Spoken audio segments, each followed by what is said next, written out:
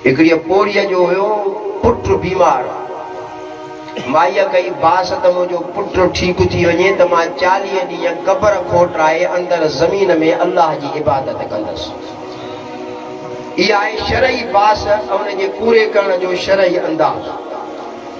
जीअं अहल बैतनि बास कई त हसनैन करीमैन ठीकु थी वञनि त असां 3 रोज़ा रखंदासीं। क़ुरानीअ जी बास पूरी थी वई, छोकिरो ठीकु थी वियो, पंहिंजे पुट खे घुराए करे चयईं त मां हीअं बास कई, सो हाणे मुंहिंजी बास हिन नमूने सां पूरी कर। हुन वियो क़ब्रिस्तान में हिकिड़ी वॾी खॾ खोटाई क़बर नुमा, एतिरी वॾी जो माण्हू बीह सघे। क़ुरानीअ चयोसि त हिकु मुसलो, हिकु घड़ो, हिकु बदनो इहो उन में रखराए त मां 40 ॾींहं उन क़बर जे अंदरि उन गड़े में अंदरि वेही इबादत कंदसि। क़ुरानीअ खे बि अंदरि लाथऊं, उहो सामान हुन सां गॾु अंदरि रखियूं, मथां उनखे बिल्कुलु पूरे मिटी विझी करे हे हलिया।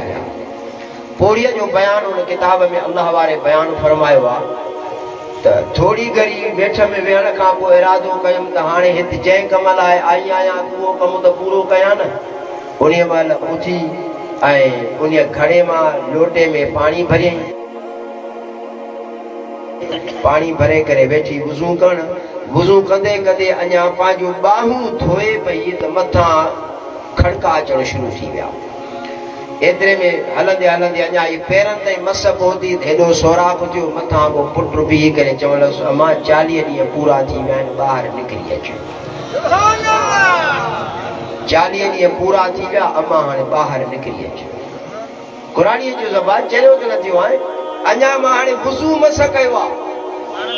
चवां फिलाने खां पुछ, फिलाने खां पुछ, फिलाने खां पुछ, फिलाने खां पुछ। समूरा चवण लॻा, हा 40 ॾींहं पूरा थी विया, तोखे कढण जे लाइ आया आहियूं। अल्लाह वारो फरमाए थो त क़यामत जो ॾियारो 50 अल्फ सनतिन सूरतुल मआरिज में आहे, 50,000 साल जो हिकु ॾींहुं हूंदो।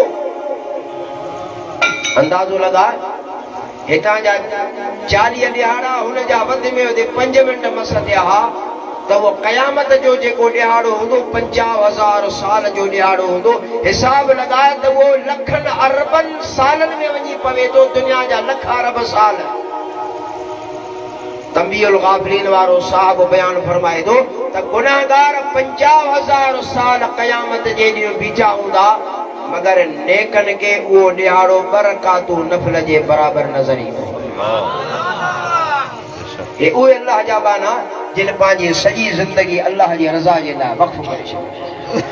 असांजो उथणु, असांजो वेहणु मदीने वारे साईं जी ताबेदारी उन जी अताअत में आहे।